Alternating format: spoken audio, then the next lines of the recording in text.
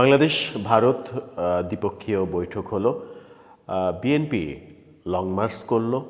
সব মিলিয়ে বাংলাদেশ এবং ভারতের সম্পর্ক কোন পর্যায়ে গেল সেই আলোচনা যেমন রয়েছে, তেমনি বাংলাদেশ ভারতের পররাষ্ট্র সচিব পর্যায়ের বৈঠক যে হলো ৯ তারিখে, সেই বৈঠকের পরে একটি আলোচনা সব থেকে বেশি করে চলছে, সেটা হচ্ছে শেখ হাসিনার মুখ কি বন্ধ করতে পারবে ভারত, কিংবা ভারত কি শেখ হাসিনার মুখ বন্ধ করবে আদৌ। সেই আলোচনাটাই করবো এই ভিডিওতে। থাকবেন পলিটিক্স টিভির নিয়মিত আয়োজনে।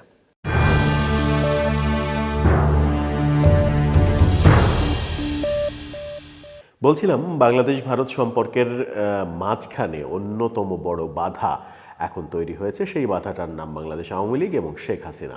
শেখ হাসিনা যেভাবে বিশ্বব্যাপী বিভিন্ন সমাবেশে কথা বলা শুরু করেছেন, আমেরিকায় কথা বললেন, যুক্তরাজ্যে কথা বললেন, এবার জাপানের পালা, জাপানে সমাবেশ করবেন সেই কথাটাও শোনা যাচ্ছে। এবং জাপানের পরে নিশ্চয়ই আরও অনেক দেশেই এভাবে কথা বলবেন, সেটা তার কথাবার্তাতেই বোঝা যাচ্ছে। সর্বশেষ যুক্তরাজ্যের সঙ্গে যখন কথা বলেন, সেটা নিয়ে ব্যাপক প্রচার প্রচারণা হয়েছে সামাজিক যোগাযোগ মাধ্যমে এবং ফেসবুকে, সেটা লাইভও হয়েছে। আওয়ামী লীগ কর্মী যারা রয়েছেন তারা বিভিন্নভাবে তাদের পেজে, তাদের আইডিতে শেয়ার করেছেন লাইভ, সেখান থেকে দেখা গেছে। ওদিকে বাংলাদেশ সরকার আন্তর্জাতিক অপরাধ ট্রাইব্যুনালের মাধ্যমে শেখ হাসিনার যে কথাবার্তা, সেই কথাবার্তা প্রচারে গণমাধ্যমের উপরে এক ধরনের নিষেধাজ্ঞা জারি করেছে। এরই মাঝে ভারত বাংলাদেশের বৈঠক হলো। ভারত বাংলাদেশের বৈঠকে, পররাষ্ট্র সচিব পর্যায়ের বৈঠকে দুই দেশের কথা জানালেন, কিন্তু জানানোর ফলে কোনো রেজাল্ট হবে কিনা সেই আলোচনাটা এখন সামনে এসে দাঁড়িয়েছে। শেখ হাসিনা আন্তর্জাতিক পর্যায়ে রাজনীতি করছেন। শেখ হাসিনার মুখ বন্ধ করার কথা বাংলাদেশ থেকে বলা হয়েছে। শেখ হাসিনা যেন রাজনীতি না করেন ভারতে বসে থেকে, সেই কথা বলা হয়েছে। কিন্তু আদৌ ভারত কি সেই কথা শুনবে? ভারত কি শেখ হাসিনার মুখ বন্ধ করে দেবে, বন্ধ করে দিতে চাইবে? সেটা একটা বড় প্রশ্ন। শেখ হাসিনা ভারতে অবস্থানকালে অনেকগুলো ঘটনা ঘটেছে। তার অনেকগুলো ফোন আলাপ ফাঁস হয়েছে এবং ফোন আলাপগুলো পরবর্তীতে যখন আমেরিকার সঙ্গে প্রথম ভার্চুয়ালি যোগাযোগ করে ভার্চুয়ালি আমেরিকার সমাবেশে ভাষণ দিলেন, তখন ব্যাপারটা স্পষ্ট হয়ে গেল যে এর আগের ফোন আলাপগুলো কোনো তৃতীয় পক্ষ ফাঁস করেনি। এটা পরিকল্পিতভাবেই আওয়ামী লীগের তরফ থেকেই করা হয়েছে, কর্মীদের চাঙ্গা করার জন্য করা হয়েছে। এরপরে যখন আমেরিকার সঙ্গে ভার্চুয়াল কথাবার্তা শুরু হলো, তিনি সশরীরে দেখা দিলেন, তারপরে ভাবা হচ্ছিল যে যুক্তরাজ্যে আর এক ধাপ হয়তো এগোবেন, এমন আলোচনাও ছিল যে যুক্তরাজ্যে তিনি সশরীরে গিয়ে ভাষণ দেবেন, সেটা হয়নি। এবার তিনি অডিও কনফারেন্স করলেন যুক্তরাজ্যের একটা সিনেমা হল রুমে, তার এই অনুষ্ঠানের আয়োজন করা হলো। সেখানে তিনি প্রধান অতিথি হিসেবে ভাষণ দিলেন এবং সেই ভাষণে দেখা গেল আওয়ামী লীগের পালিয়ে যাওয়া অনেক নেতারা সেখানে উপস্থিত ছিলেন, সশরীরে উপস্থিত ছিলেন, সাবেক এমপি মন্ত্রীরা পর্যন্ত উপস্থিত ছিলেন। এরপরে জাপানের পালা, জাপানেও তিনি এভাবেই বক্তৃতা করবেন, সেটা ভার্চুয়ালি হতে পারে, অডিও কনফারেন্সের মাধ্যমেও হতে পারে। জাপানের পরে কোন দেশ, সেই প্রশ্নটা যখন আসছে, তখন ভারত শেখ হাসিনার এই রাজনৈতিক কর্মকাণ্ড বন্ধ করবে কিনা।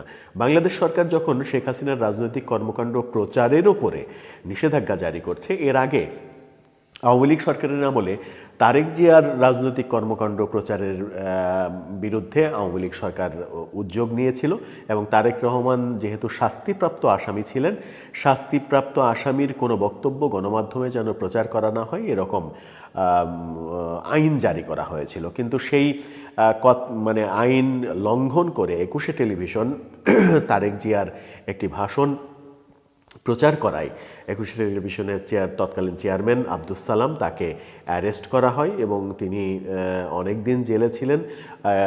৫ আগস্ট শেখ হাসিনা সরকার পতনের পর তিনি আবার ফিরেছেন, ফিরে আবার ২১শে টেলিভিশন দখলে নিয়েছেন, দখল ফিরে পেয়েছেন। মাঝখানে ২১শে টেলিভিশন দখল হয়ে গিয়েছিল, অন্য একটি কোম্পানি এই টেলিভিশনটা চালাচ্ছিল সরকারি ছত্রছায়ায়, সেরকম দৃশ্য দেখেছি।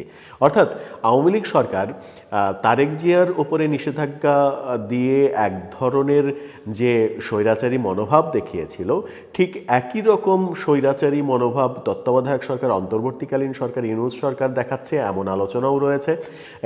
এই সরকারকে অনেক ক্ষেত্রেই শেখ হাসিনা সরকার যে যে ভুল করেছে, যে যে সমালোচিত কাজগুলো করেছে, সেই কাজগুলো তারাও করছে, এমন আলোচনা তো রয়েছেই।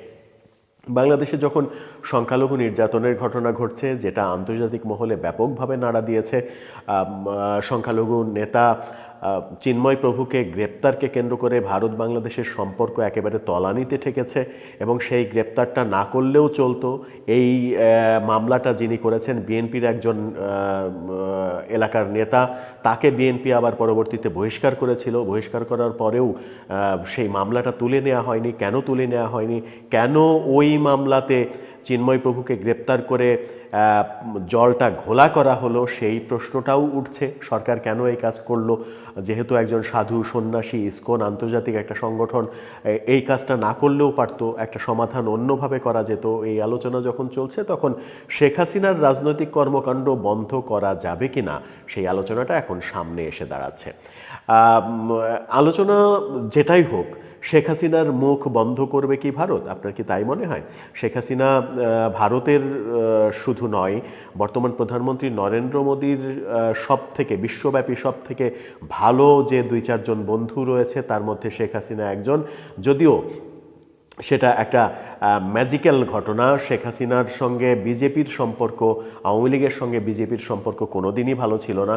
বাংলাদেশের রাজনৈতিক দল বিএনপির সঙ্গে মূলত বিজেপির সম্পর্ক ভালো, কিন্তু বিজেপি সরকার গঠন করার পরে এবং নরেন্দ্র মোদী প্রধানমন্ত্রী হওয়ার পরে বাংলাদেশে যখন বিএনপির সমর্থকরা মিষ্টি বিতরণ করেছিল, সেই মিষ্টির ওপরে ভেসে শেখ হাসিনার আওয়ামী লীগ সরকার কিন্তু বিজেপি সরকারের সঙ্গে ভালো সম্পর্ক তৈরি করে ফেলেছিল এবং নরেন্দ্র মোদীকে বন্ধুর পর্যায়ে নিয়ে এসেছিল এবং সেই বন্ধুত্ব এতটাই গাঢ় করতে পেরেছিলেন তারা, যে এখন শেখ হাসিনা ভারতে অবলীলায় অবস্থান করে, পালিয়ে যাওয়ার পর অবলীলায় ভারতে অবস্থান করে সেখান থেকে রাজনৈতিক কর্মকাণ্ড চালাতে পারছেন। অন্যদিকে কংগ্রেসের সঙ্গে যেহেতু শেখ হাসিনার সম্পর্ক ঐতিহাসিকভাবেই ভালো, আওয়ামী লীগের সঙ্গে কংগ্রেসের সম্পর্ক ভালো। কংগ্রেস নেত্রী ইন্দিরা গান্ধী বাংলাদেশের স্বাধীনতা সংগ্রামে সব থেকে বেশি সহযোগিতার হাত বাড়িয়ে দিয়েছিলেন।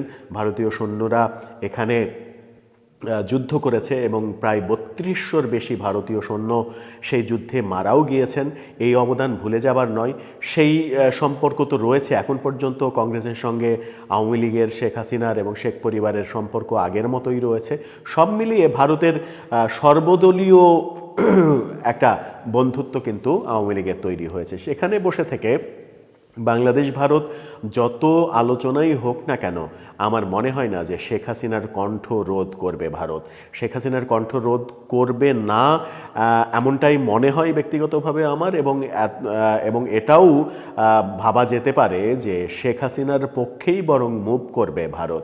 শেখ হাসিনার পক্ষে যদি ভারত মুভ করে এবং সেই মুভমেন্টে যদি আমেরিকাকে পাশে পেয়ে যায়, ডোনাল্ড ট্রাম্প জানুয়ারির 20 তারিখে হোয়াইট হাউসে বসার পরে আমেরিকা সহ যদি যোগ দেয়, সেটা বাংলাদেশের বর্তমান অন্তর্বর্তীকালীন সরকারের জন্য খুবই বিব্রতকর পরিস্থিতি তৈরি করবে।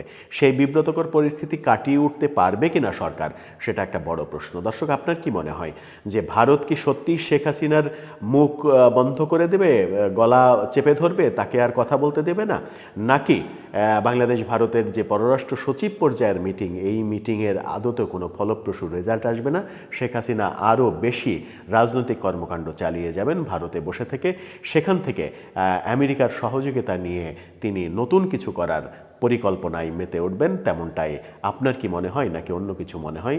লিখে জানাতে পারেন আমাদের কমেন্ট বক্সে।